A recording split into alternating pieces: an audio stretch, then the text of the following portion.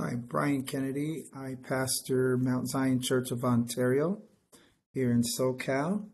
Happy to be here today.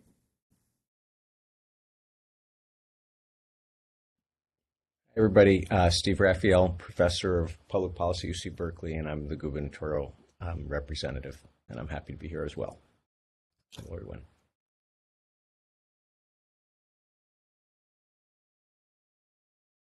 Good afternoon, everyone. My name is Rich Randolph. I'm a corporal with the Colton Police Department, and I'm a representative. Thank you all. And is any board member on the phone?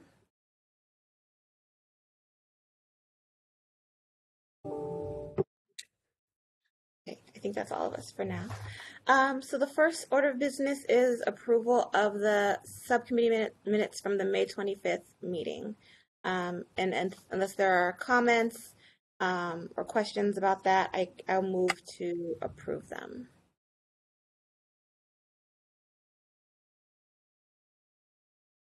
I, Board Member Lawanda, seconded it. Thank you. I think we can vote. All in favor? Aye. I think I saw all hands raised. Any nays? Thank you. So the minutes are approved. And first order of business after that is the Department of Justice update. So I don't know if that's you, Kendall, or if someone else will be. Okay.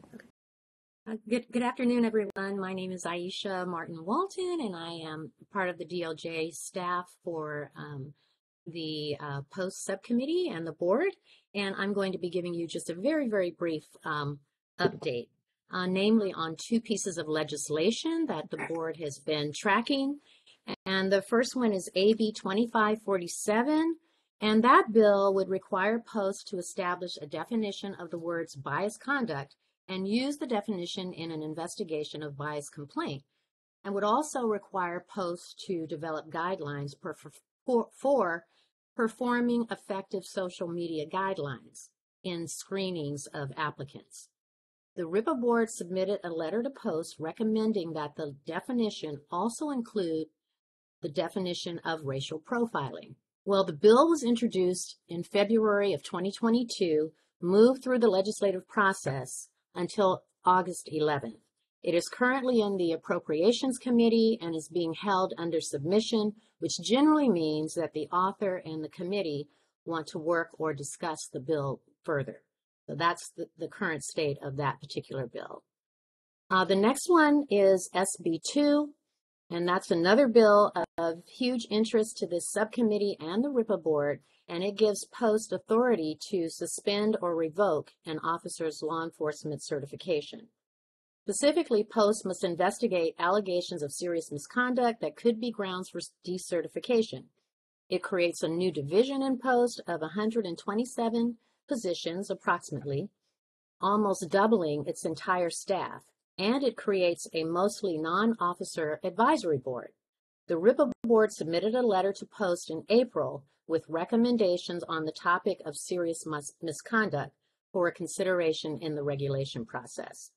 Post right now is gearing up for a surge of work because both law enforcement agencies and the public can submit allegations of serious misconduct that has occurred directly to post since as early as January 2020, and they can do this starting January 2023. In reviewing Post's website, they've established a series of trainings and recordings and information workshops for those impacted to learn all about SB 2.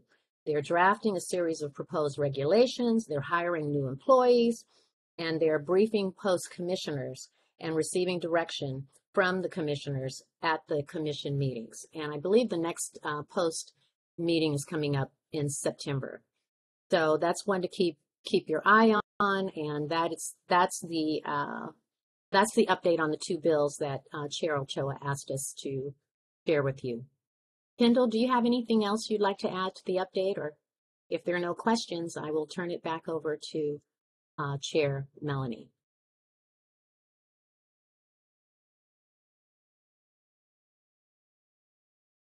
Okay, sounds like we're good. Thank you, Aisha, for that update. Did any of the did a board member try to make a comment?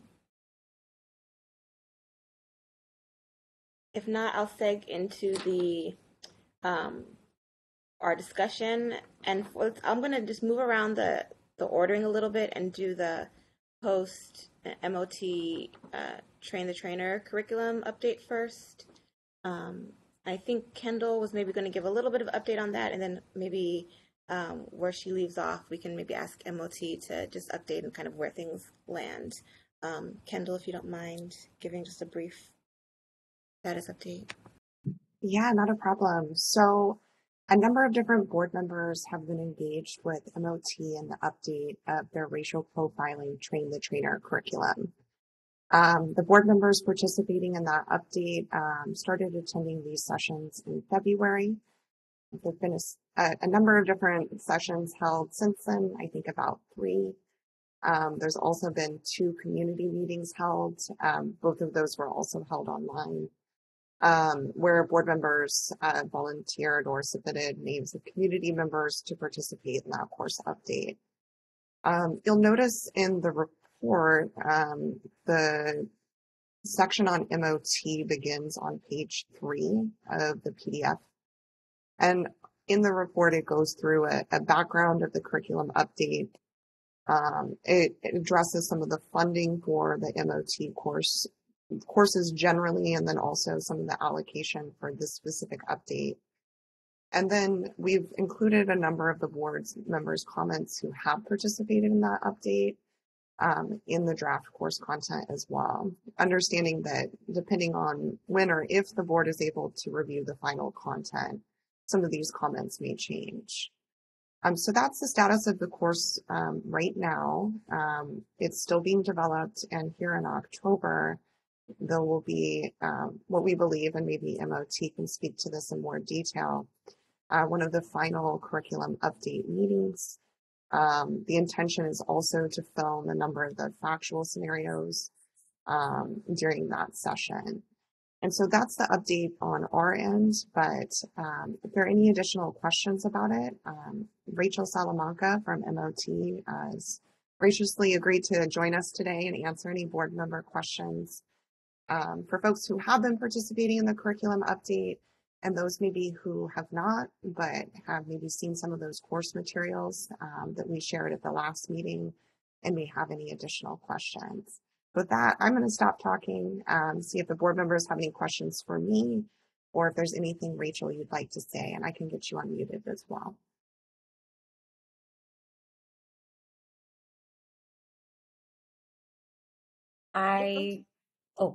Sorry, go ahead, Chair Ochoa. My apologies.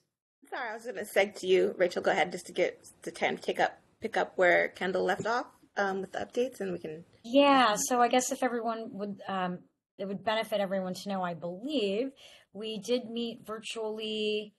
I don't know why I can't recall the month. Maybe a couple months ago, as with the core working group, and we went over section 1 and section 2 of the curriculum. There's 4 sections total. Section 1 has to deal with why we're there. The whole.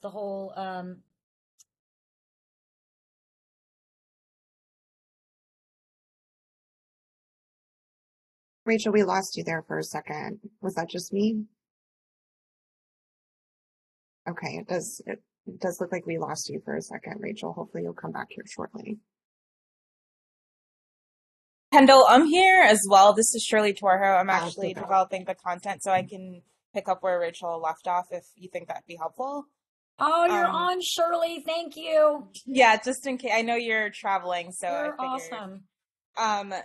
As Rachel was saying, section 1 really just deals with, why we're here, or why law enforcement officers are taking the course. And so we cover a lot around both explicit and implicit bias, and talk about, how the topics of racial and identity profiling are really impacting lives. So I think in addition to the kind of like the self-reflection and the brain work that has to happen, there's also really a need to humanize this, right? Because I think there tends to be this thing where folks feel removed from it and don't recognize that this impacts human lives and that they actually can be culpable or might be culpable in some of these things. And so there's a lot of self-reflection that is happening in section 1 as well. And then section 2 transitions into getting folks to really understand the legal definition of racial and identity profiling and understanding the protected characteristics.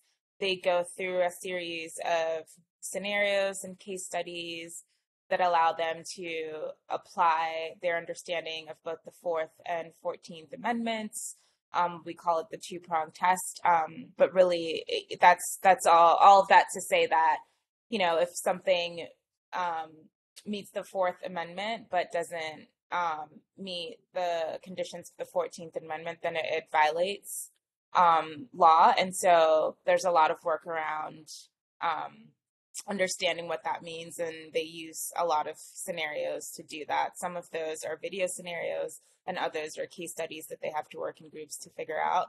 They also use a tool that was actually suggested to us by Pastor Kennedy called the Ethical Thought Grid. And so that was previously not in the course, but we've built out the Ethical Thought Grid into section 2 of this course as well, which really, again, is a self-reflection tool, but also is one that officers can use in real time to make decisions about the choices that they're making and why they're making those choices, particularly in this context.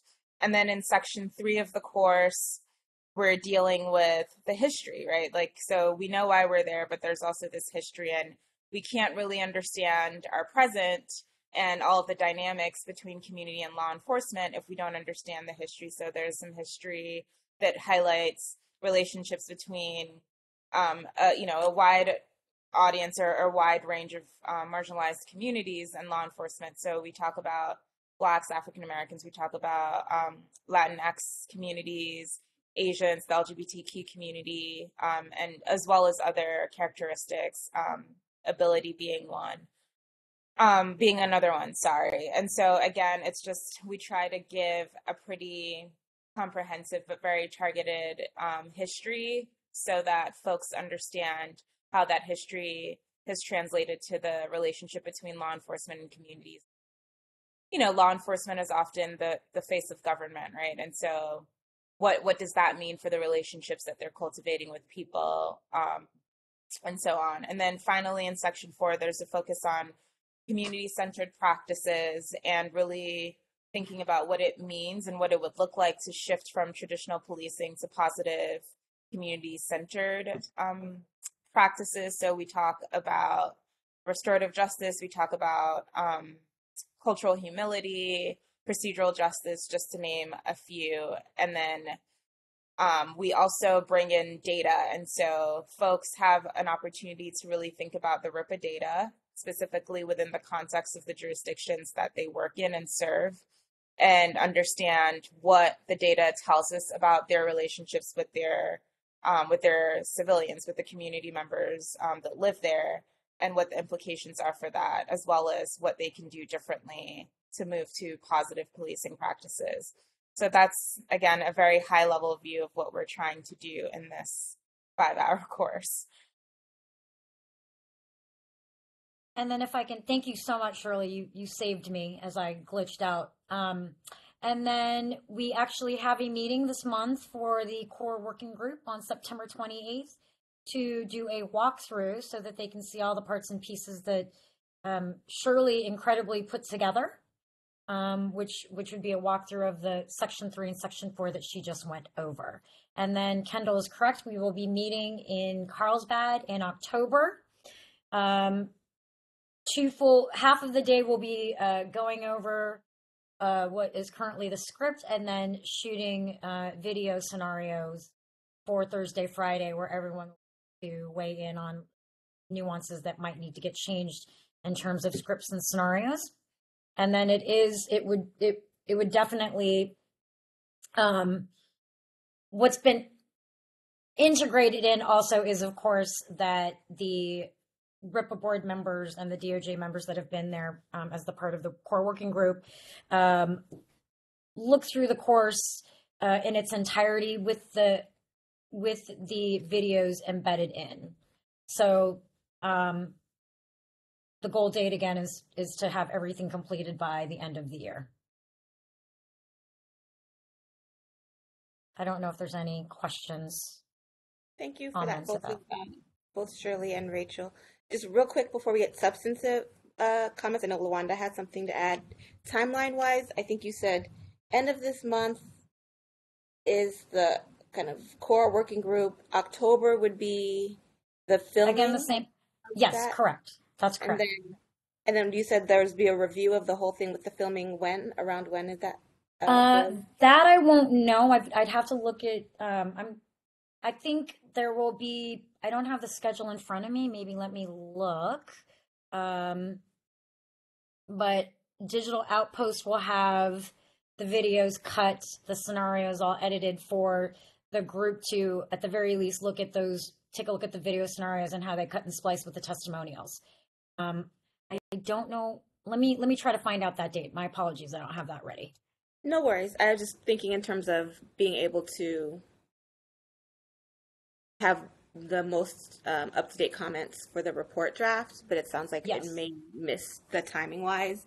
Got But it. we can always bring back to the next year's report. Lawanda? Yes, Shirley and Rachel, you have done a lot of work, excellent work. I can't wait to see what the end results will be. But I'm just a little concerned because of the situations that we continue to have in our community with law enforcement. Don't you think we need to have a section regarding accountability? Because we don't talk about consequences for these actions. And I'm having a problem in the community where we're seeing an increase. Even though we did this data, it's excellent data.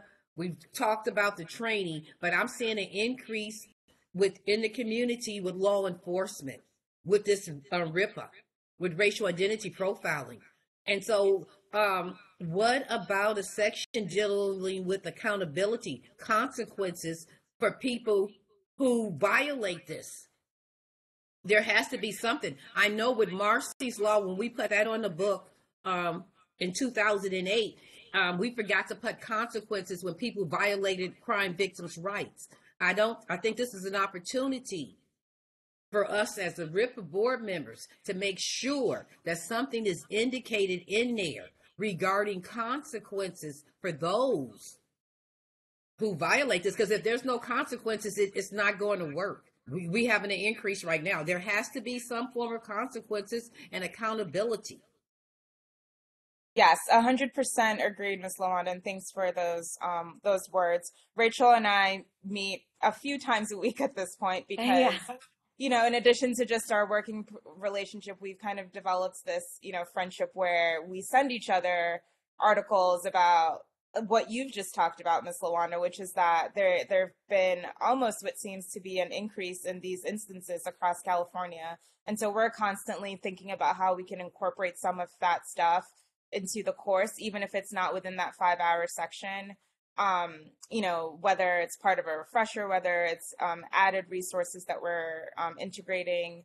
But to your point, yes, we definitely talk about accountability and consequences throughout the course. I didn't explicitly say that, but we do talk about the impact of all of these issues on community, on law enforcement, and the LEAs, as well as, law enforcement as an institution, because there are some consequences that people need to be mindful of. And people also need to understand that they're being watched and they need to be accountable. And so that's something that we bring up in various capacities through different conversations and activities in all 4 sections. So accountability is a huge part of what we're trying to do in each of those sections. Yeah, and thank you, Shirley. If I may add, and we actually just talked about it this week earlier in our meeting, and what was missing from the content that is in the law, in the updated law, which is the duty to intervene. So absolutely the duty to intervene. It's not just about physical contact when something's going on. It's the shoulder tapping of each other and saying, hey, you made this kind of comment and that's not acceptable. That is also the accountability piece. But really, the duty to intervene, like, you know what?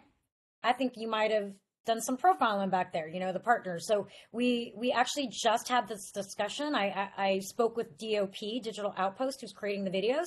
If there was something that we could infuse into the video scenarios or the videos about that important piece of the duty to intervene and calling each other out. So I think that addresses your accountability pieces, Ms. Lawanda. Okay, what about consequences? Because if we misbehave on my job, we can lose our job. I can lose my pension. I can lose everything. Yeah, sorry. Go on. Yes, no, the because we need consequences. detail to know what the consequences will be if these officers are doing this behavior. We don't see no consequences. People are still on the job, acting as though everything is okay. But we don't. Yeah. And if we're saying we have 100 people profiling, then we need to see 100 people being recommended for that behavior. Yes. That's just my personal. Yeah, that's my opinion. Yes. I got to talk to the chair, Melody. Okay. Yes. So I think, as Shirley mentioned, there is discussion of consequences when police officers racially profile. And I know what you mean by, like, I think you mean also punishment. And so I think that, unfortunately, that is not something this course can address. That's relegated to every agency and their policies. I see actually a nod from Corporal Randolph. So that is nothing that this course can do, or even, well, I don't know that I can say post, but very specifically, that is up to each organization or agency to address that in that manner. I wonder, to Luanda's point, obviously, yes, this training cannot actually result in consequences, but I wonder if there have been officers fired for some of these things, if infusing some of those instances that have been very publicly discussed. I think it's like Berkeley, I think was one with emails or things like that saying, and by the way, when this happens, real accountability also happens, even though we know that doesn't happen all the time. At least bringing in some of those examples I don't know if that's kind of what you're talking about, Luanda, that might serve this in terms of the context of the training, highlighting that there are actual consequences that happen when these things occur. Yes, again, as Shirley mentioned, we definitely are infusing those even as resources, especially, if you think about it, this 5-hour course is for recruits. So we certainly want those recruits to know that it's going to be unacceptable and that this is what can happen. So I'll just go ahead and throw it out there because I'm honest and transparent like that. The first thing that comes to my mind is Torrance PD, right? And how they're getting investigated. And they have a unfortunately long-standing reputation for that kind of behavior, and it's blown up in their face. So Shirley and I talked about having articles or resources for folks to reference for those kinds of things. I think just thinking about strategy, we also embed some of these conversations around consequences and accountability as discussion points so that some of it can come directly from the mouths of the folks who are in the room, so that, because I do think that depending on where you are across the state, experiences are a little bit different. And the hope is that you're going to have folks who have actually experienced some of these things, right? That there are officers of color, for example, who experience racial and identity profiling all the time and can speak to what that experience has been and what the consequences has been for themselves, for their communities, and then also speak to, what the consequences have been for the law enforcement officers who engage in those behaviors. So I think it'll probably be a balance of some of that coming from us, but also really prompting folks in the room to share some of those things, again, just to humanize it a little bit, but also to make sure that, it's not all just lecture based. It is experiential, and that people can share their own authentic experiences with these topics.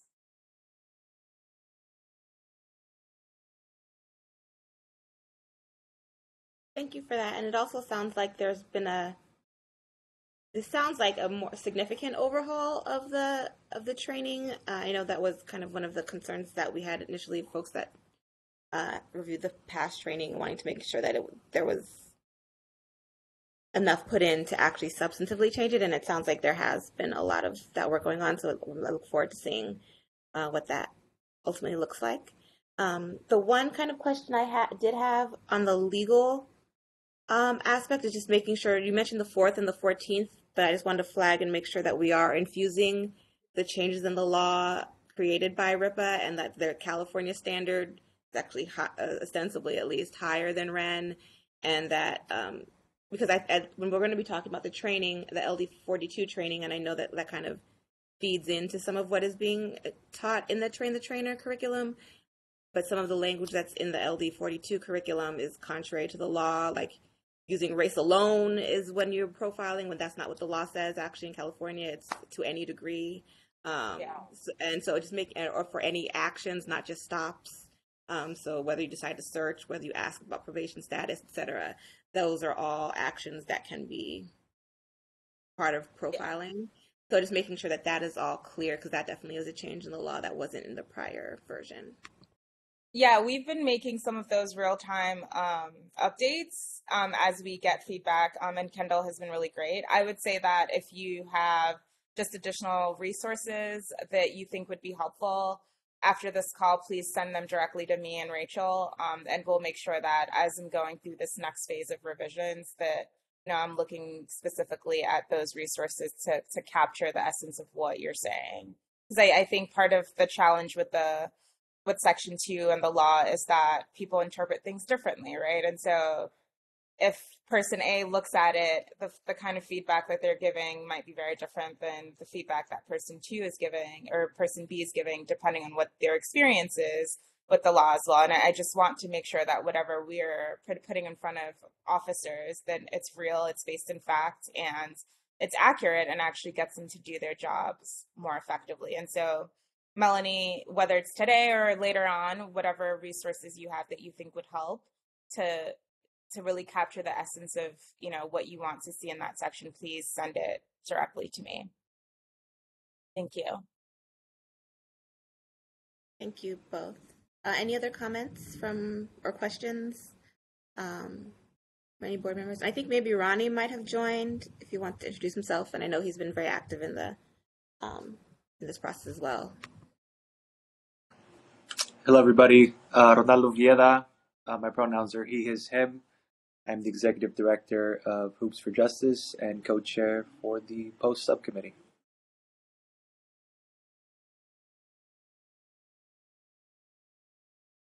Great, thank you all. And I guess one last question, process-wise. I know we don't know the actual date yet that the kind of whole integrated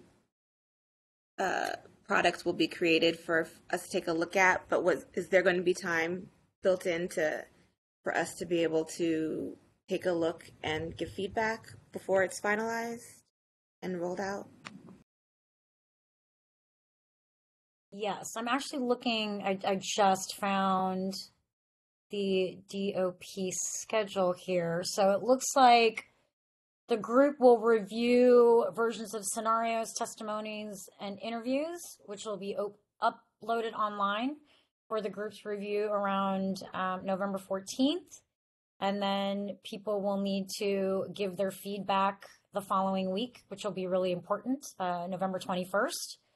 And then I see here a final comments and revisions from everyone due December 19th. And then the final program delivered by December 29th, 2022.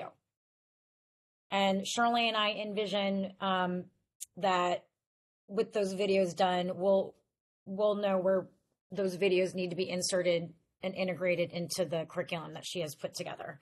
I do see Chair Randolph raising his hand, Corporal Randolph. Yes, I'm looking at the time frame here, and I'm glad you guys are jumping on this. Glad you guys are working expeditiously. Really wanted to push on it. Academies will be restarting in January. So the academies in session now will not be running. So this comes at a good time because the majority of the state will also be restarting their academies in January and February. So you'll get a new push of this new training with the MOT, which I've been through the training 13 times. And I think you guys changing it around, I think it'll be really good. So thank you for jumping on that. That's one thing. And the second thing is, I'm glad Lawanda's talking about the consequences and things of that nature.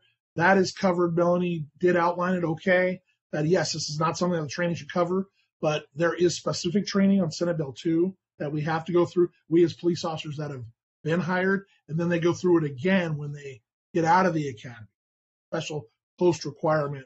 So there's additional consequence training that you go through after the academy, which is what these recruits will be exposed to. I just wanted to throw that out there, being an academy instructor. Thank you so much.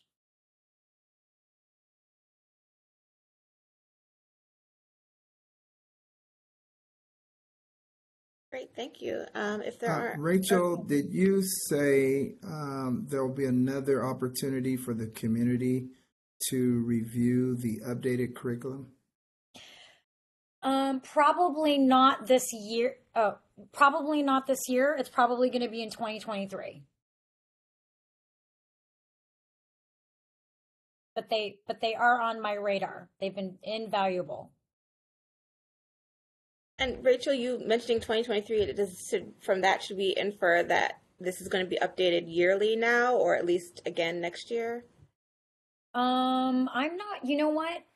I mean, I'm pretty sure that, as you know, as curriculum goes, even though Shirley and I will have finalized it with integrating the videos, there will probably be some fine tuning that's going to need to get done in 2023, and pivots that'll need to be made just based on feedback from audience. Because as you all know, I think, you know, MOT is going to have to start thinking about, and I don't have quite the plan just yet. I'm in talks with MOT at the moment, but what the strategic, and I know you all are wondering or will be wondering what the strategic plan is in terms of rollout, right? Of, you know, obviously there's going to be a new cadre of instructors that are going to get certified on this content, but then there's current instructors who need to get up to speed on this content that are already, like Corporal Randolph, if he's already certified, then it's almost as, I don't know if we call it a recert, but that's a conversation with MOT and Post. So I know that Mike Radford, the bureau chief at Post, had mentioned in one of our meetings, he's the bureau chief for training, that what he was implementing is at the very least a 2-year mechanism for Post to review curriculum, and that any organization that provides police training has to look at the curriculum every 2 years to make sure that it is indeed updated. And I would just add to what Rachel said, is that in an ideal world, we'd also, and this is something that we're pushing for, to be able to pilot it early 2023. So when I say early, I mean like January-ish of 2023, to be able to pilot this. And then, you know, if there are significant things that need to be addressed before rollout, to be able to do those things as well. So I think that community has an opportunity to be part of that process as well, if, you know, we're strategic about it. Because they've been super thorough, and the feedback has been really great during this process from the community, and we definitely want to keep that relationship going. May I make a comment, Melanie? Well, thanks for the presentation and the information on the course, and I can't wait to see it as well. I think it sounds wonderful. I was going to ask about the updating process and just make a suggestion as somebody who's been teaching courses for 25 years and constantly have to update as well. It might be worthwhile maybe thinking of a couple of key pathways or sort of categories that you think need to be reviewed every year for the purposes of keeping the course fresh and relevant. And I think having a sort of mechanism for taking feedback from the community, from the officers who are taking the course, from the people who are teaching, I think that's good.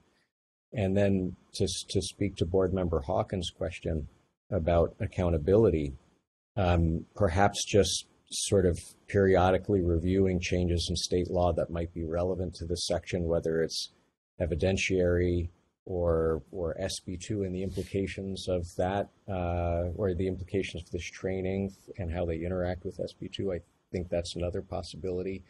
And then it also seems, to take the example from Torrance and other examples across the state where there have been email scandals and it's impacted cases and has had consequence for officers.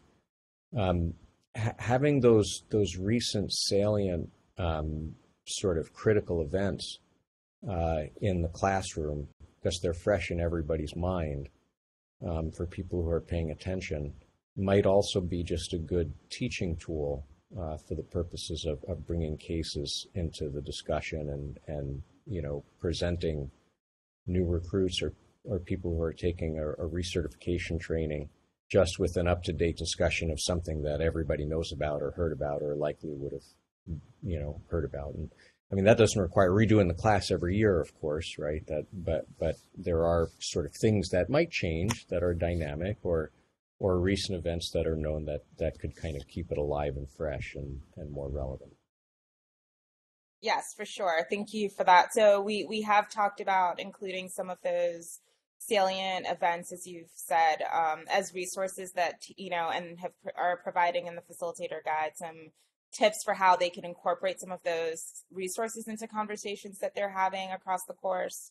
And then we also have talked about ways to ensure that facilitators on their own are getting the most up-to-date information from year to year, even if the course itself hasn't been updated yet. So for example, we are fortunate enough that there's 2022 RIPA data right now, but by the end of next year, there may be a set of new data sets that we can use. And so as part of our notes, we're including the resources where facilitators can go to, or the websites, the resources that facilitators can leverage to get the most up-to-date RIPA data and other sets of data that I think are helpful for moving some of these conversations forward. So we're definitely thinking about some of those things, and and I appreciate your feedback about that, because I think that in a lot of ways we just have to be explicit about how to keep the content fresh in a way that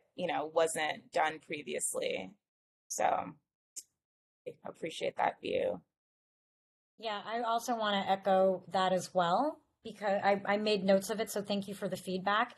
In addition to, really, since this is a train-the-trainer course, really sort of highlight, bold, italicize the notion for these instructors that are going in, not just at the academy, but are doing in-service that get certified, that they need to be prepared and do their research before they facilitate and instruct this course, as they're supposed to be doing every 5 years. So certainly saying, hey, you're here as a certified instructor. Part of that responsibility is ensuring that you're updated with laws, and just how you said was, how does it integrate with some of the other new bills coming out like SB2? So thank you very much. And then Karen Glover said in the chat, I guess it's a comment and a question, but is the community intimately involved in the post-training videos? In 2017, Post rolled out scenario-based video at a RIPA meeting. The community was very vocal in not having their voices or experiences captured in the post-training video. It was a sad meeting for those of you who were there in San Diego. So yes, I mean, I think part of why it's taking us so long to record scenarios and testimonials is because we got recommendations firsthand from folks a lot of people in this group, as well as, some folks who aren't here, about who we should be including for testimonials as part of scenarios and so on. So we do have a wide array of perspectives and backgrounds and experiences in the scenarios and in the testimonials, and we're continuing recording them in October when we go to San Diego. And so I do think that because this group was so instrumental in putting that list together, that we will have, the right kinds of community voices represented, folks who have lived experience, folks who, have experiences that we value across the board in both law enforcement and in community to share about the topic. And so we are being very cognizant of, what that needs to look like so that it is representative and reflective of, folks across the state. So I hope that answers your question, Karen. Hi, this is Board Member Lawanda again. I just want to know, okay, with the updates on this training, okay, with the RIPA data, will that be updated every year with our data showing where the conflict is, where the problem is? Real world accountability, real world situations, because George Floyd is a couple of years old. Oh, right now we have incidents right here in the state of California that just recently happened. So I need to know, will that be updated too? Because we need to be updated on real things. I'm a little concerned about that Torrance incident because it somehow it shows for some that it was at the top and it was being permitted for years. And that's why the people below were behaving in this way in the city of Torrance against Black and brown people in the city of Torrance. So I'm concerned about that because if you look at the history with that, it was going on for years. It just didn't happen.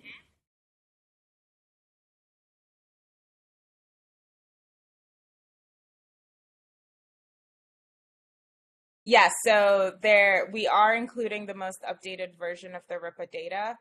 And facilitators are in their facilitator guide are provided with the links to where they can find the updated data every year so that they can incorporate that. So the conversations will look similar in terms of the kinds of questions that they're thinking about, but the data will be specific to their jurisdictions as well as the year, right? So if it's 2023, we're going to try to use 2023 data. If it's 2030, we're going to use 2030 data just so that it's relevant and speaking to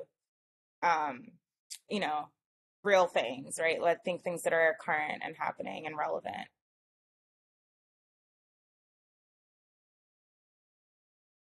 Great, thank you all for that discussion. Unless there are any other comments or questions. Thank you both, Rachel and Shirley. Really appreciate your effort and the coming today. I have a quick question, Melanie. I guess in terms of community engagement moving forward, just wondering what that's going to look like. I know from the past 2 community, engagement sessions that were held. The first one was having many Zoom issues. The second one didn't have enough time allotted for people to give critical feedback in the meeting itself. So I'm just curious to know what's going to be done in 2023 to kind of really engage people at the community level in terms of the curriculum and give them ample time and space to be able to have that discussion and dialogue. Just keep in mind that second community hearing, that was not the new curriculum. That was the old curriculum. They were just being exposed to what was and why we're updating the curriculum. That's why I was asking if they're going to get to see the new curriculum. I do believe that there will be an opportunity to see the new curriculum. Again, it's probably not going to be in 2023. Ronnie, I appreciate the question. And so that is a conversation with the Museum of Tolerance as far as a strategic plan to have community members involved and being able to sit in and or, somehow, some way, some kind of presentation for the content to be presented. So I will absolutely bring that back to the Museum of Tolerance and present that. This is Board Member Lawanda, and I'm with Ronnie and the pastor. We might have a problem letting this be rolled out without the community looking at it first and having feedback from them. It could be I don't know about that because we are not strong on some of the things, like strong enough on the accountability. Like the pastor said, what we showed the community was something that was 20 years old. That wasn't new. And so we really need to give the community an opportunity to look at it before we roll it out in January. I would hate for us to roll it out in the community, have the same issue they had in 2017. They didn't feel their voices were being heard. They felt as though, yeah, we need to really look at that and give the community an opportunity to view it and have their voices heard before anything like that go out. It's 20 years we waited. Yeah, we can't do that to them. And again, they're concerned about training that's not strong enough on accountability. It's not strong enough on accountability. It has to be something stronger on this accountability issue because we see an increase in this behavior on the streets in the state of California. Even though the Ripple Board has been doing an excellent job in identifying this, and the data shows it, but we still seeing an increase with the problem on the streets. So it has to be some form of stronger form of accountability. I understand you saying posts cannot implement accountability straight across the line for everyone. But if we don't tell people they're going to be held accountable and some type of consequences for this type of behavior, I don't see it going away.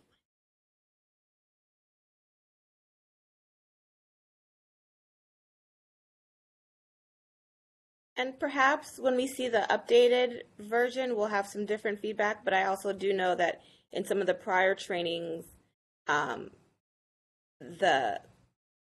at least the drafts of the prior trainings that we saw from Post suggested that raising concerns is you're causing a problem if you bring problems to the superior, and kind of against accountability in some ways and bringing things to the fore. So I'm looking forward to seeing how that has been improved, I hope, in this training, and also as we move forward in other Post trainings as well, because I think that is a dangerous kind of message to be sending.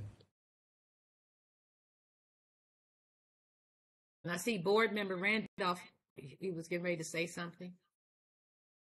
No, I'll refrain. Thank you, though. I think Ronnie had his hand up, I saw. Yeah, I have my hand up again. So I have a couple more questions. First one I want to ask is, so from what I recall, we did a tour of the museum, and we were shown the renovated side of the museum, and it was like these interactive spaces where people could sit down and kind of, engage these lessons that MOT put together. And from my understanding, that was supposed to be, or is intended to be, part of the curriculum as well. I know that when we went, they were not working. The last that we asked, they were still trying to figure out the last couple of kinks to it. Is that still a plan moving forward? No, so this course, the Racial Profiling Train the Trainer course, is a standalone course and is strictly in classroom. The Museum of Tolerance itself is used, the museum experience is used for other courses. For example, like our hate crimes course, the command staff course, supervising line staff course, Supervisory Leadership Institute. So I don't remember which ones weren't working, Ronnie. I'm so sorry. I'm trying to think back. It seems so long ago. But no, so the museum experience is not infused into this course because when you have instructors there, they're not going to have access to a museum. So it's strictly workshop based and PowerPoint presentation. Yeah, I think what was said to us was that it was going to be used as a supplement to kind of have conversations. That's the reason why I'm bringing it up. I'm also curious to know how we will measure like pre and post data when in-service officers come to the train and trainer. I know we had some conversations during some of the trainings, and I was very curious to know what the statistics were around officers who did not pass the train to trainer. And from my recollection, in the last 20 years, everybody's passed. I think there was like maybe 5 officers that had to retake it. So I'm just curious to know like what's going to be done moving forward in terms of making sure that officers truly grasp these concepts and are able to go back to their agencies and teach it in service. So we are, on my end anyway, incorporating pre and post tests with specific knowledge and skill questions, but also attitudes and belief questions, because I think that those are really important in assessing who is capable in, addressing this topic that is so sensitive. I do think that it's important for us to have, even checklists, for lack of better description, right? Like, but just some basic understanding of what some prerequisites are for someone to be able to facilitate a session. I've been told that, whether an agency, a law enforcement agency follows that or not is, like, there's nothing that I can do about it. There's nothing that Rachel can do about that, but we can definitely offer those things and be very clear that these are things that we're recommending because it leads to a more effective course and more effective delivery with the kinds of outcomes that we want to see. So we are incorporating those things into this new course. In terms of the museum experience, as Rachel said, so that's not part of this course that we're currently working on. I think, Ronnie, you're talking about the session, the March session, where I think in our agenda, we were going to do something around storytelling with a specific exhibit at the museum, and that wasn't working. But that was supposed to be for our agenda as the SME group and not something that is built into the curriculum. So I hope that clarifies your question about that museum experience. Yeah, thank you. Yeah, I'm really, I feel as if MOT is responsible for certifying the trainers who can then go teach in service, there should be some type of safety net, I feel, that kind of indicates whether or not those officers are truly adept at being able to facilitate this curriculum in such a way that isn't biased, whether it's implicit or explicit, and that they truly grasp these concepts. And I think the last question I have is, what's the pilot process going to look like in 2023? And how long is the pilot process going to be for this curriculum? So I'm going to actually let board member Randolph speak first, and then I'll address it because he'd had his hand up. Thanks, Rachel. Ronnie, I sent you a direct message. To teach any of these classes, all of us have to learn it, and then we have to teach it back to sometimes the class, or they'll bring in a special audience to teach the class back. If you fail to comprehend, or if you fail to pass that test, and this is all learning domains throughout the post curriculum, and this also includes officer training, then you won't go back to your agency and you won't train it. They'll find someone else to go out and learn it. So you have to be able to teach it back, pass the test like Shirley talked about, and for you to move forward. Thank you. Thank you very much. My only concern there, sorry, that didn't mean to cut you off, Rachel. Just That's wanted okay, to go respond to Officer Randolph here. My only concern is when I asked, so it's been 20 years since this curriculum has been updated, and in the time being, every single officer who's taken this course has passed.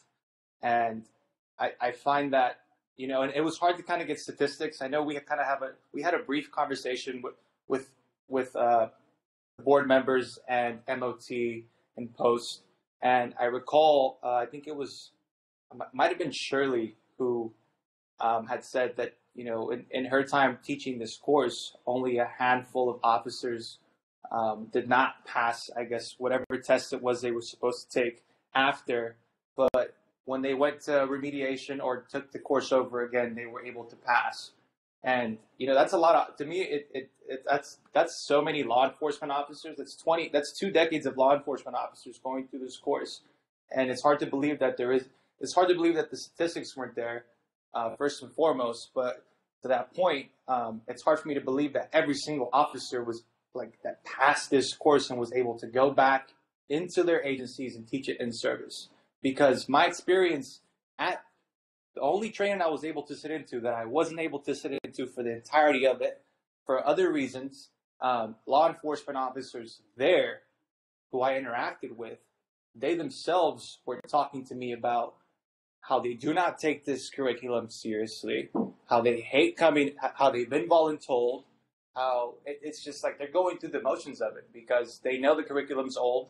I'm glad it's being updated, but my thing is that to me was a clear insight as to how law enforcement officers who come to this training are perceptive of this training and how they approach it to begin with.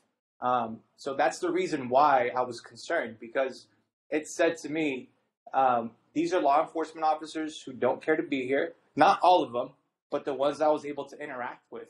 It was clear as day. They said it themselves to me. They didn't know who I was. They just knew I was sitting in on a class. And they were being very free about their feelings and their judgment towards this training and curriculum. So that's what baffles me the most. It's been 2 decades, and every single law enforcement officer has been passed. And that's why I'm bringing up the pre and post measurements of how law enforcement officers grasp this curriculum.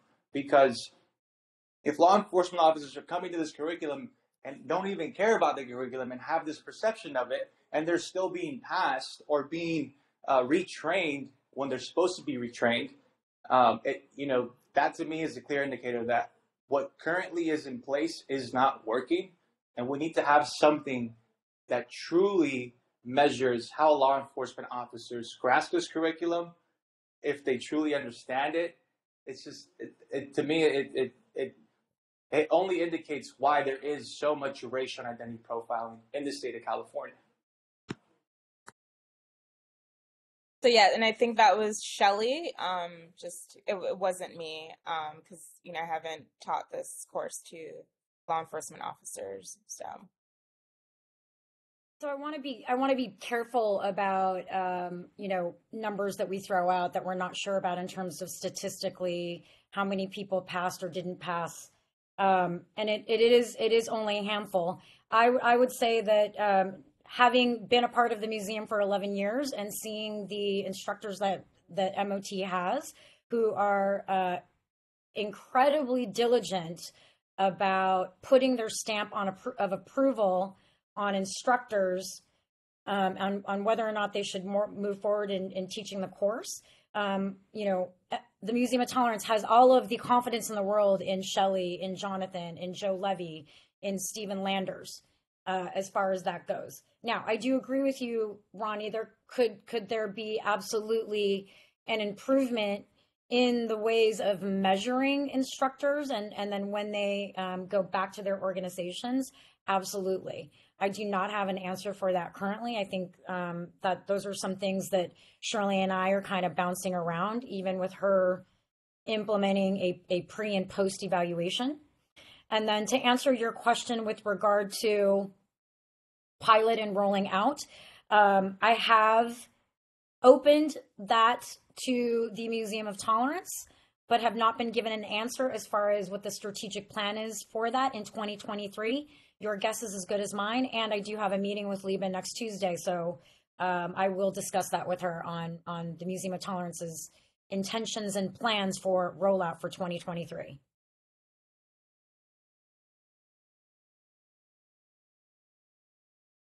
Thank you all.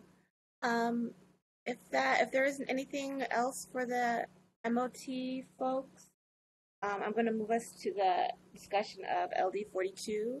And I just want to flag for Ronnie as co-chair. I know the meeting is scheduled to 4. We might end before that, but I need to leave at 3:50. So just letting you know for facilitation purposes. So for LD 42, I know we kind of said that we were going to start this discussion the last time. I know Steve had some initial thoughts about it, but not everyone had reviewed the material yet. I don't know if, Steve, you want to highlight your initial kind of high-level comments, or we can go if folks have comments of their own, we can go through, but I don't know, Steve, if you wanted to revisit your initial comments from last time.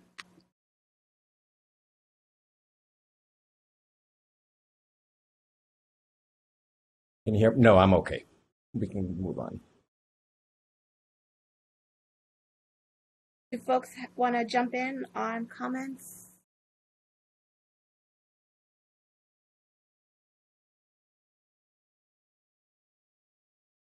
We're in section Wanda, looking 4. at this too.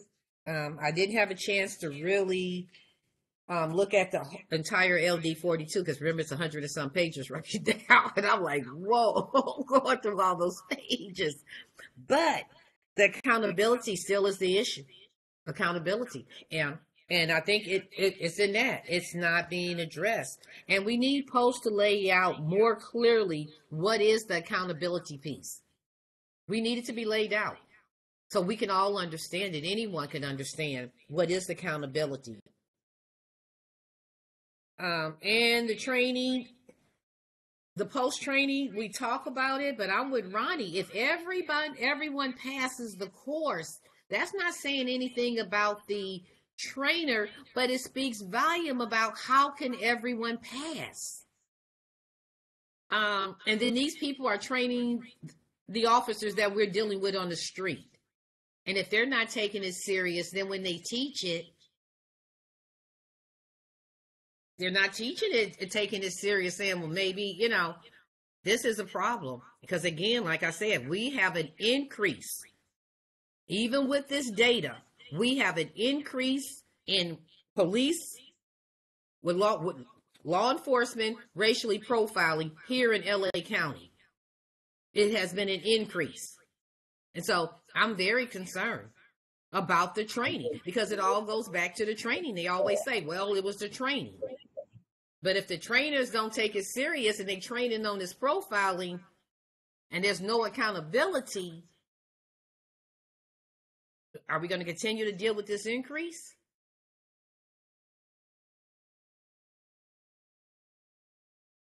Thank you, Luanda. I think Kennedy was wanting to jump in also.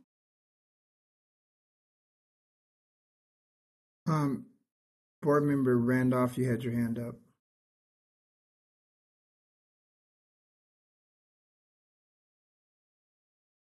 No, Pastor, I'm sorry. I wanted to speak up, but in the interest of time, because Melanie has to leave and I'm probably going to have to leave soon too, I don't think this is a proper forum right now. I just want to refrain from throwing out numbers and saying we have an increase. We don't have that data to back it up. Okay.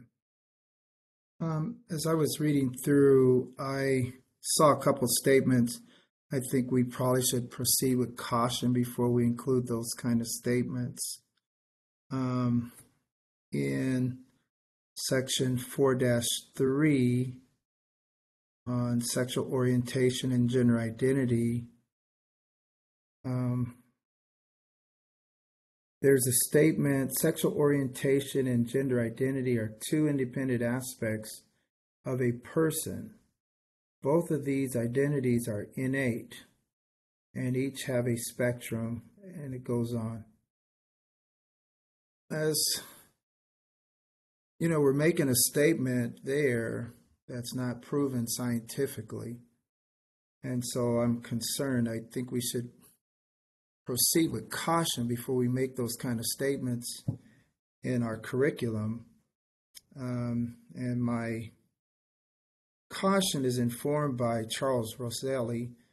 He is a neuroscientist at the Oregon Health and Science University.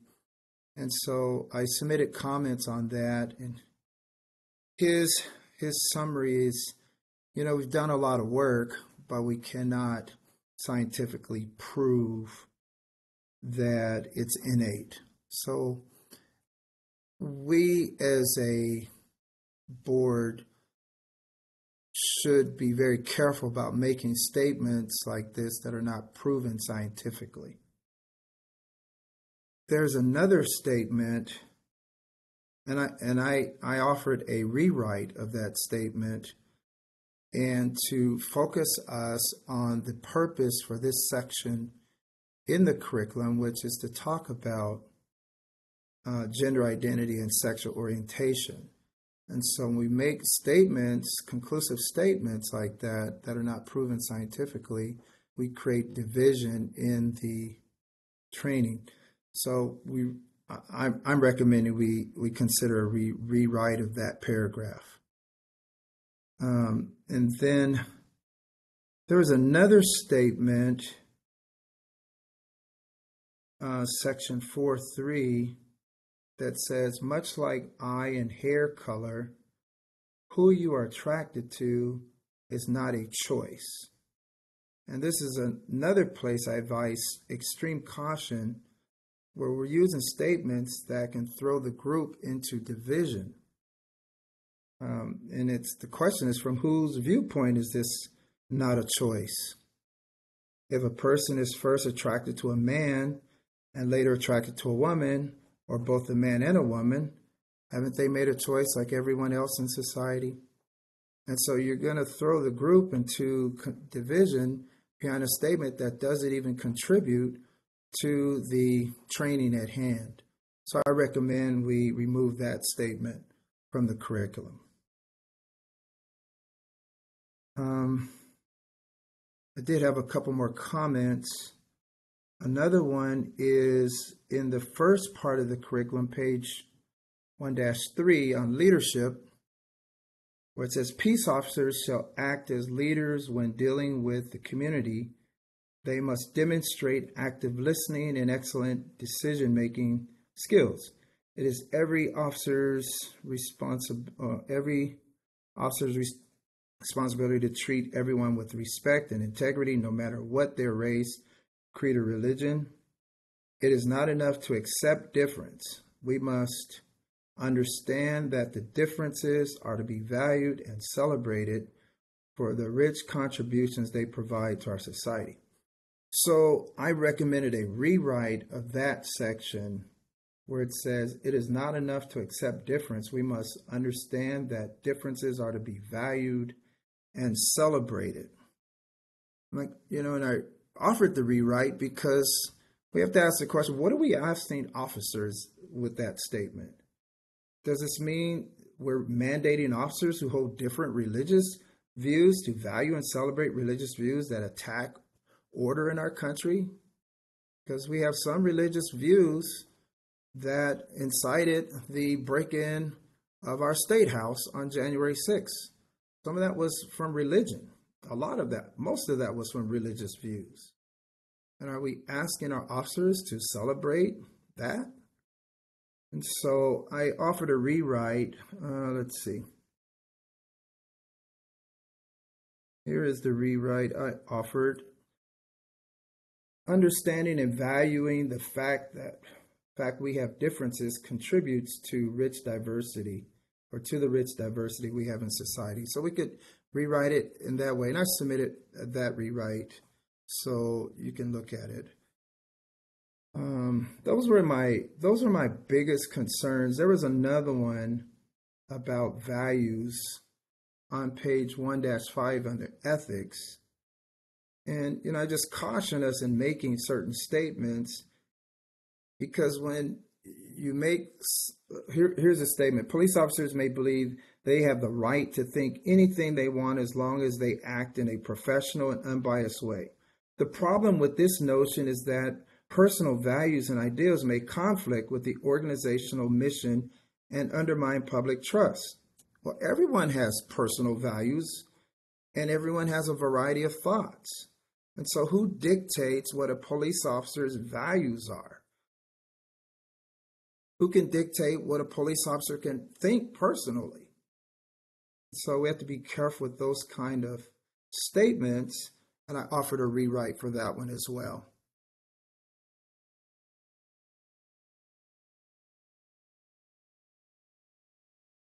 So those are my comments on the curriculum. Board Member Brian, can you repeat the first one that you said? There was the first one that you indicated. I didn't get a chance to write it down. Oh, that's on, I believe it's 4-3, sexual orientation and gender identity. So we made a statement that, scientists are saying is not really true. And we have to make statements that are informed by facts.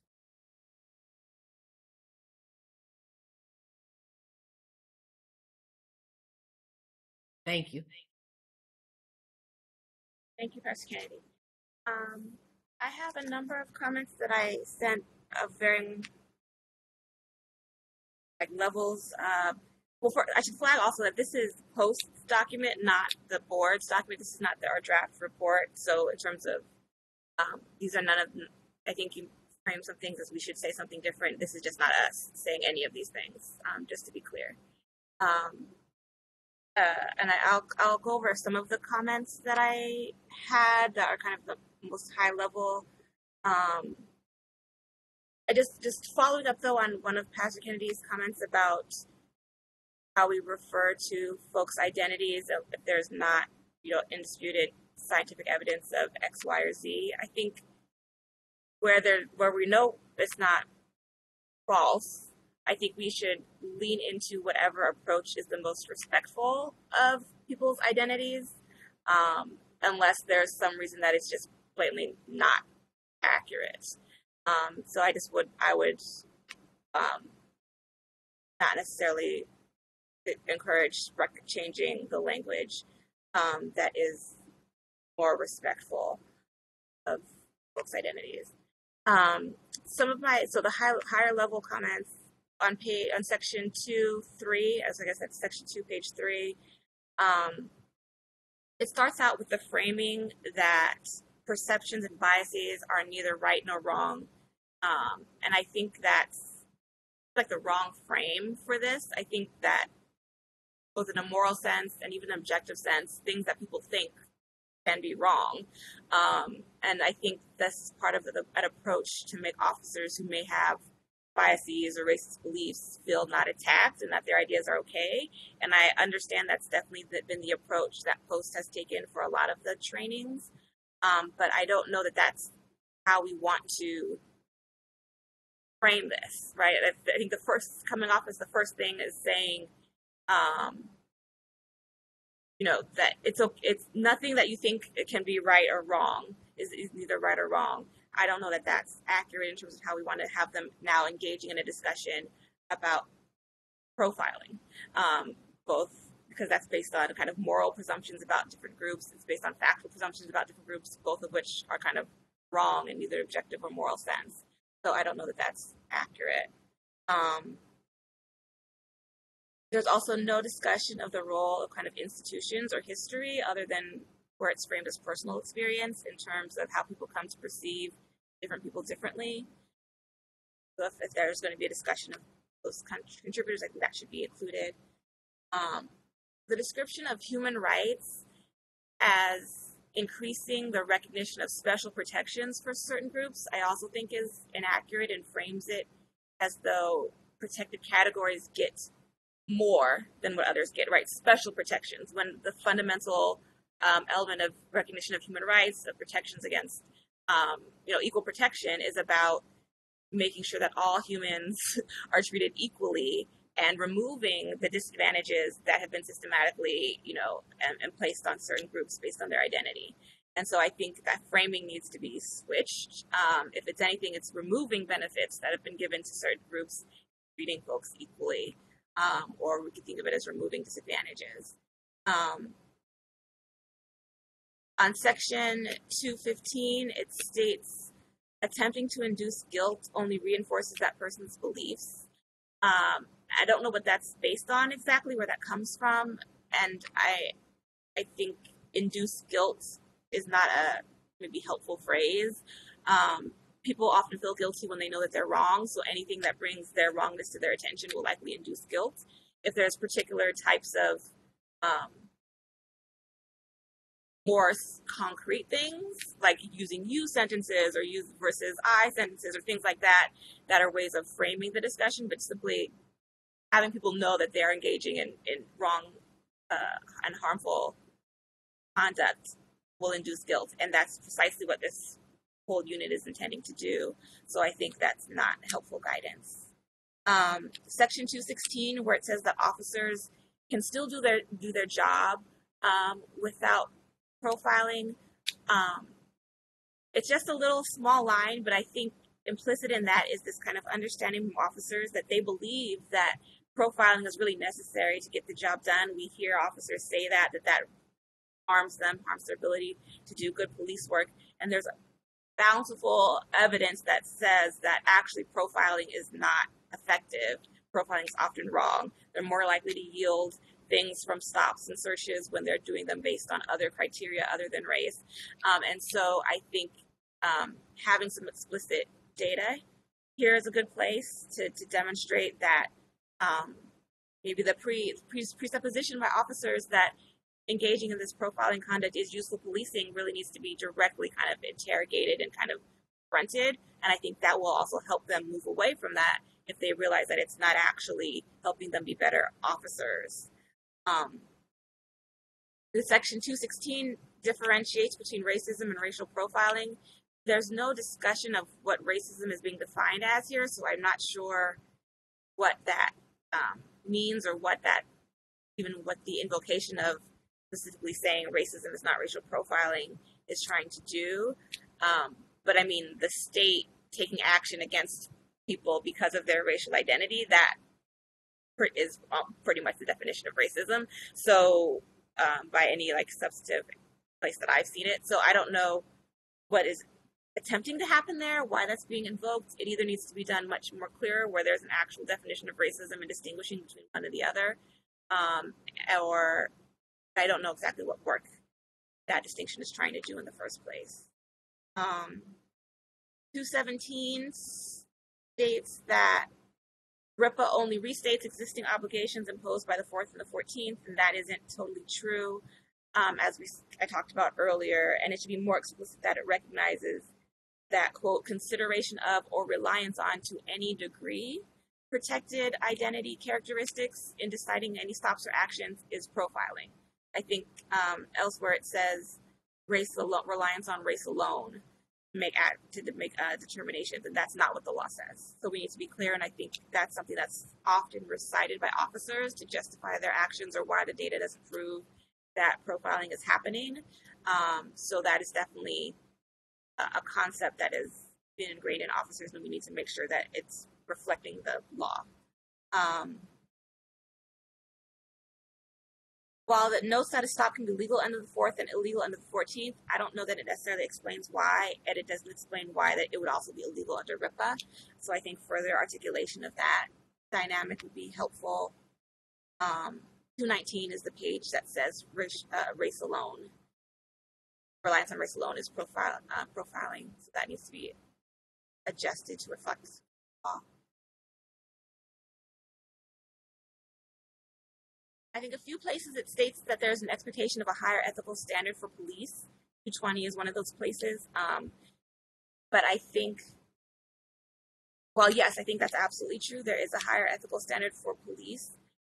What we're talking about in this context, which is, don't subject people to harsher treatment because of their identity, is a pretty basic standard. That's kind of that we would expect of all people. I don't think that's a particular ask that we have of police officers. So I think framing this as, this is what the minimum that officers should do, we expect you to do it, versus it's an aspirational standard, which I think implies more understanding to fall short of that, right? I think that framing, switching that framing would be helpful to really ingrain kind of in officers what their perspective should be. It is overall, it's kind of lacking in any discussion of any of the evidence-based content around profiling, such as the impact of profiling, how it manifests, how it's ineffective policing. So I think the section in large part is essentially trying to convince people not to profile because it's wrong and doesn't limit their effectiveness when there's no evidence that is effective in the first place. So I think that would be useful to help move officers who maybe have some presumptions about the effectiveness of this. And then on the kind of the same, that same kind of bottom line comment is actually my bottom line comment on section 4, is that there's very little in the section about how prejudice manifests around sexual orientation or gender identity. There's nothing about over-policing of trans community, how trans identity is used as evidence of sex work, to the extent that California had to pass a law to prevent officers from doing that. The trans community as subject of violence, suggestions on how to approach dealing with those incidents with respect and care. I think all of that this whole discussion would be improved by having more evidence-based information on the disparate treatment of folks based on those identities, and how to be aware of that happening and how to stop that from happening. Those are my comments. Anyone else had other comments?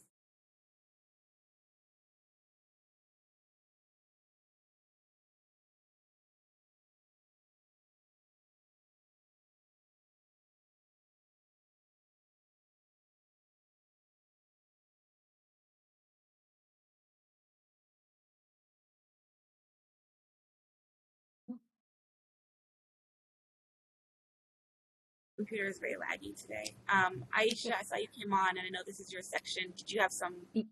Yes, yes, please. Thank you so much. I just want to thank everybody for your comments today and those members who have submitted written comments. And if you have not had a chance to jot down your comments, feel free to submit your comments by next week in writing. That would be fine too. And again, the chapter is, as LaWanda pointed out, over 100 pages, but what you're being asked to review is a section of chapter 2 and 4, which I think cumulatively is about 30 pages. But again, it's just these sections that deal with the training on racial profiling and sexual identity. So we will continue to accept your written comments, but this was a great, rich conversation. So thank you. That's it.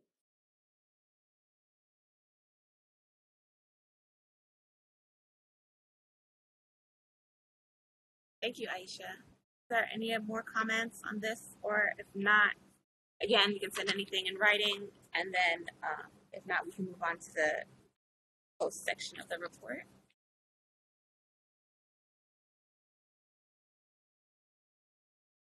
And who wants to jump in on the post section? I know some of this was already viewed in the big committee meeting, but board meeting, but I know there's new sections as well, new additions as well.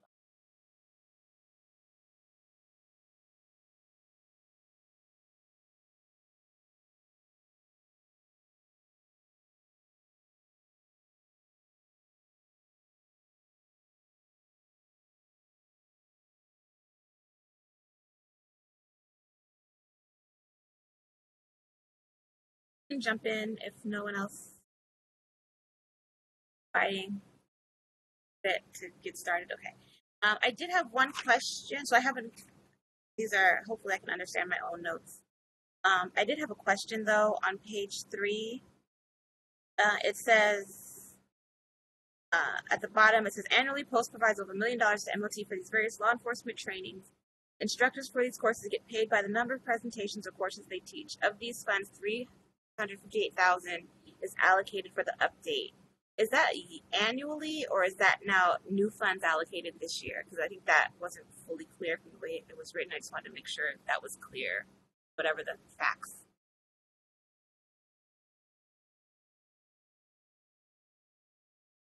Is that a question for me? I can respond to that unless somebody else had the answer. Sure. So with regard to the Museum of Tolerance budget, the Museum of Tolerance it's never changed. Has been ever since, I don't even remember when it got passed. We've been working with law enforcement. I want to say 1996, but the museum has received this 1.5 million, and that is to offer various courses that are certified by Post. So within that budget, it doesn't mean that the museum got new monies, even in particular for, let's say, this update for the racial profiling train the trainer. What the museum does instead is reallocate funds and has to run less courses of something else in order to shift monies around to fulfill the budget for the update of the curriculum, if that makes sense. Yes, that does make sense. Thank you. So let's just make sure that the language makes that more clear, that there's the 1.5 million per year, and of these funds this year, that amount was allocated to that.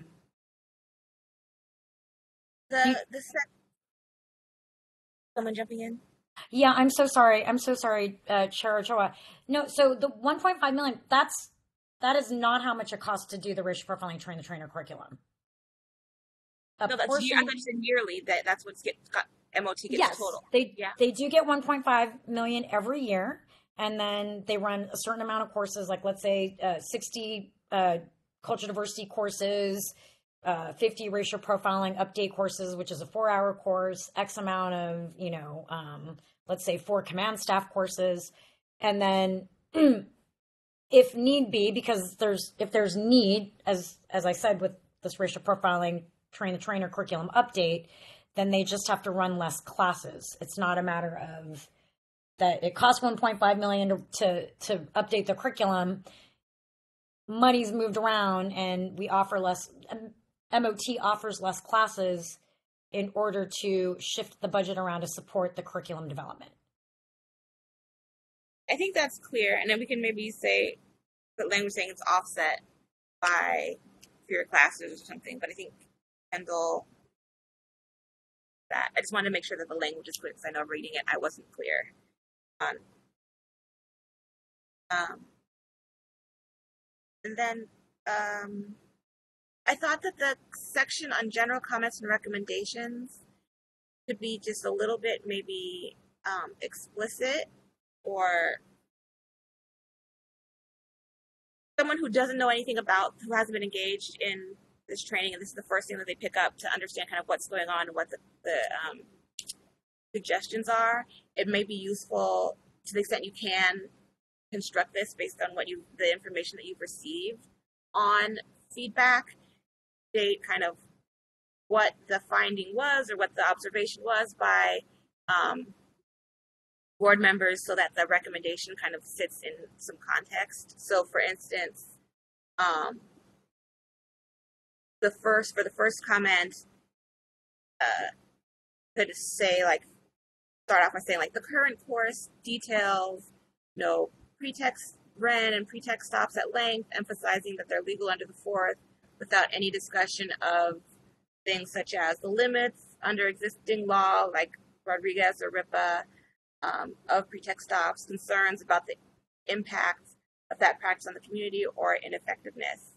And then the recommendation is the courses should strive to exceed the minimum standards by law, yada, yada, yada. That kind of makes a little more sense in that context. So to the extent that can be done for these, that might be useful for a reader who's unfamiliar to understand kind of the nature of the comments.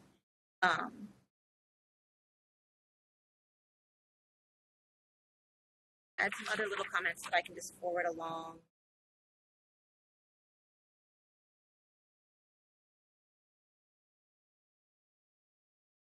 I think the recommendation, again, this is a theme throughout in the legal section, to make sure that it has that, including RIPA, and the fact that it's to any degree use of race or identity, to any degree and for any action, for one of the legal recommendations for the legal section, and Rodriguez as an example of extending the length of pretext stops.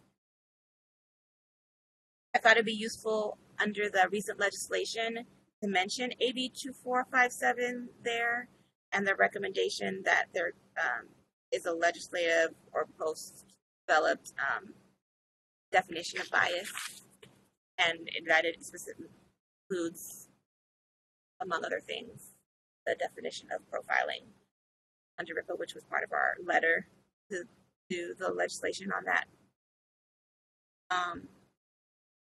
In terms of section,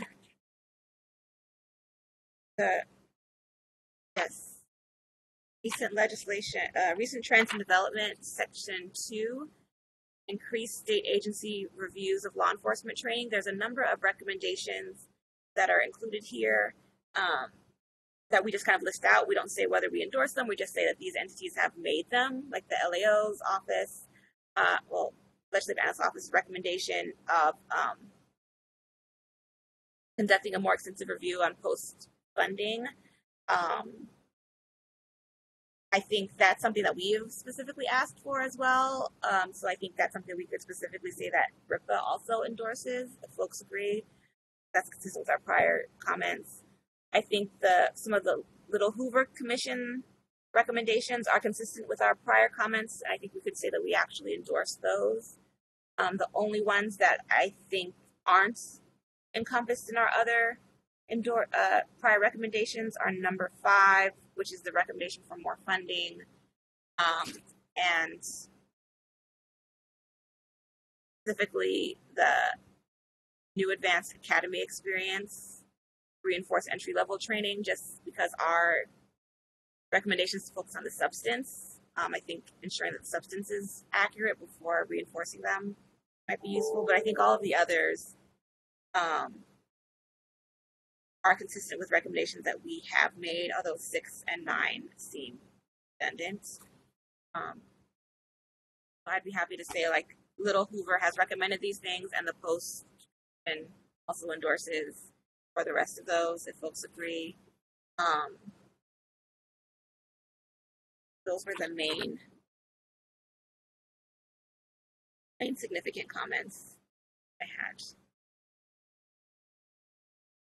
I guess the last one that's kind of significant is the best practices recommendation that we direct to the legislature.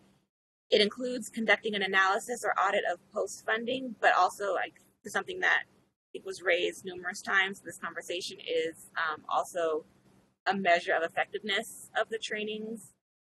That might be something that the legislature could require, although we also direct that to Post as a recommendation as well. Those were my high level. Other folks have comments on the section of the report or additional response on the sections that we may want to endorse from the Little Hoover report and the LAO's office.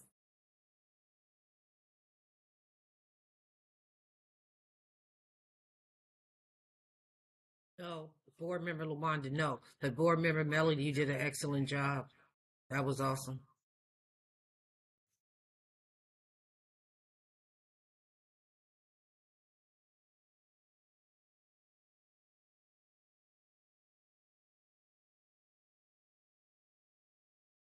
It's very laggy for me getting off of mute or doing anything here.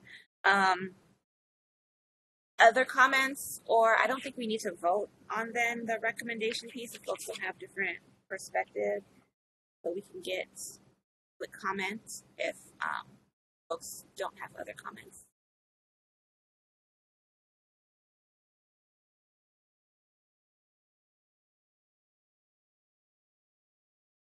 Kennedy, I can't tell if you're trying to come off of mute. Yeah, you did put some of SB2 in there, Board Member Ochoa, so there was some work done on holding officers accountable. This.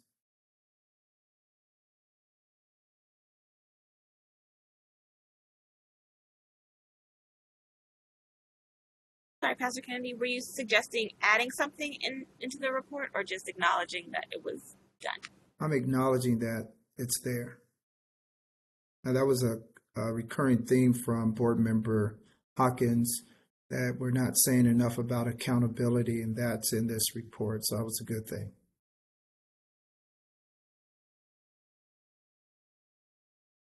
And I say thank you. That's why I said thank you to Board Member Melody, because she put it in there. And that's what I'm hearing from the community. We need to say something about some form of accountability, because if we don't, it won't get in. And if they're just doing it right now, this is our opportunity to any way we can to have it put in.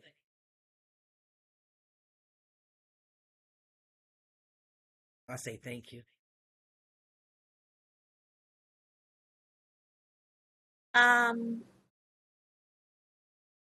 I think Board Member Raphael is on the phone. I don't know if you had any comments. Otherwise, no, I'm fine. So we can start with public comments. We typically do. You can raise your hand, or if you're on the phone, we can go. Let's do raise hands first, and then after we do hands, then we'll just do people who are only on the phone. So if you'd like to make a comment, can you raise your hand?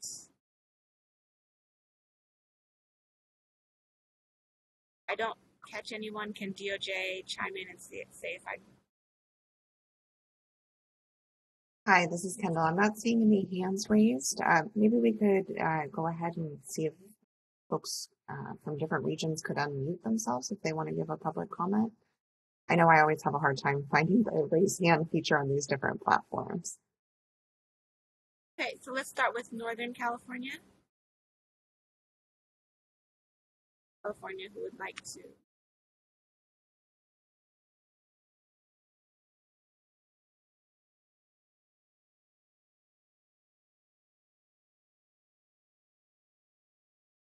there anyone from Central California?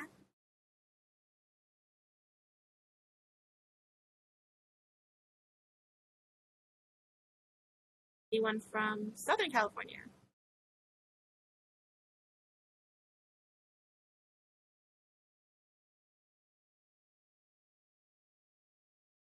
And And I'm we not did seeing. receive one written comment from a member of the public that we will add to.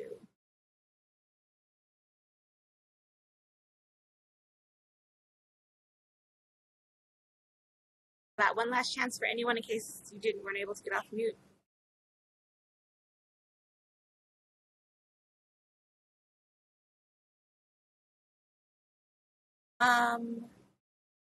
So I think in terms of next steps,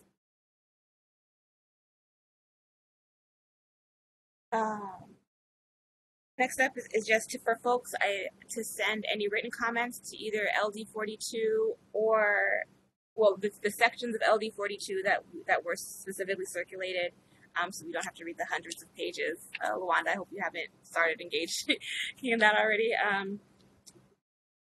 If you have any written comments on that, No, I got section 2 and section 4. Okay, great. Or any written comments to the draft section, go ahead and send those. Should those go to Aisha? Should those go all to you and CC? Yes. Go to you. Okay. And I think that may be the only next step. Am I missing anything, Ronnie? I don't know if you're still on the line. Have anything or any from DOJ if I've missed anything?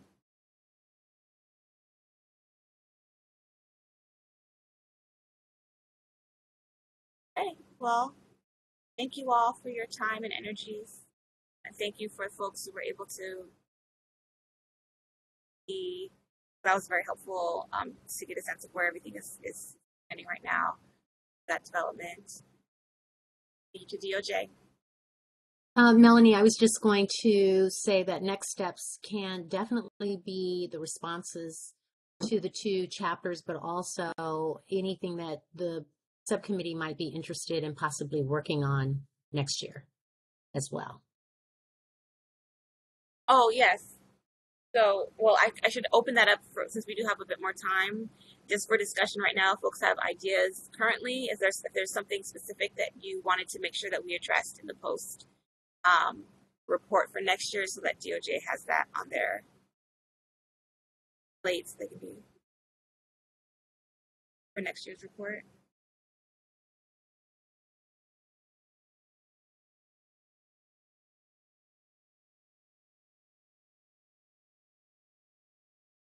It sounds like I can at least say it sounds like that we will not be able to comment on the final version of the Train the Trainer curriculum, so that will likely be in time for this year's report.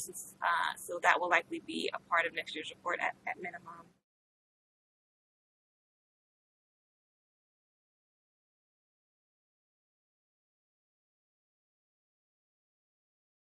Well, yeah, so we can continue. If folks don't have any ideas off the top of their head, then we can continue to just think and share these with Aisha as well. Follow up, and we can discuss in our next subcommittee. Right. That's absolutely correct. And just know right now, this is the last subcommittee that's scheduled for the year. So any comments that you receive will be rolled up into the draft that the next time you see it will probably be at the October 12th meeting, full board meeting. So, if there are suggestions for areas that you would like us to, you'd like to work on for next year. Today would be great, and or the first meeting of next year, probably. And just a question, Aisha, the identifying what's going to be on tap for next year's report, is that just for DOJ preparation purposes, or is that something that is actually included in this year's report? It's included in this year's report if the subcommittee agrees to something. And Nancy is on. Nancy, you had something to add to that? Yeah, Melanie, I don't want the subcommittee to. The subcommittee can have another meeting because we still have time between October and the October 12th meeting and then the end of November meeting. If for some reason the Museum of Tolerance were able to get the, or we could at least update the revisions because the team will have seen sort of some additional pieces because LaWanda and Pastor Kennedy and the DOJ are going in October. It's actually the same day as the board meeting. So I think that there'll be opportunity to do that. And if it's, we will definitely follow up on the final version if it's not there for next year's report because you've done all this work. And so I think it'd be really good, in fact, to take a look side by side at what the board's recommendations were and those things that were or were not incorporated into the training, and then to opine on those two topics. Thank you, Nancy. And I think one of the questions that we had that was kind of outstanding a little bit too was understanding how any of our other recommendations to post were incorporated into the trainings, whether it was the prior learning domains that we looked at or any of the other comments. So that might be just kind of a more substantial follow-up, kind of how is post receiving our feedback, getting an understanding of that. For sure. I will say I was encouraged by today's meeting and hearing how much of the board's feedback was incorporated. And so I'm looking forward to seeing the training and hearing back from LaWanda and Pastor Kennedy and Kendall.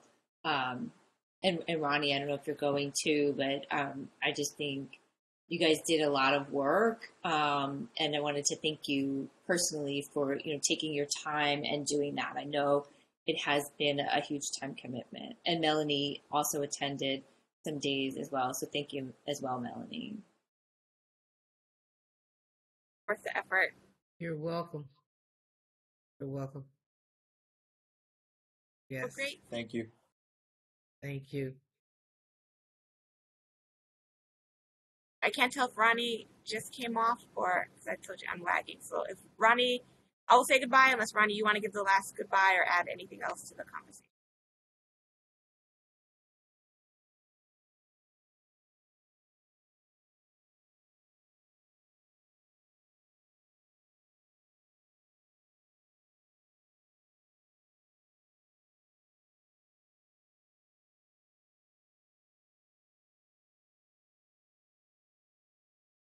I didn't hear Ronnie say anything. He might not hear me. So I'll adjourn the meeting. Have a great rest of your day and rest of your weekend. Bye, everyone.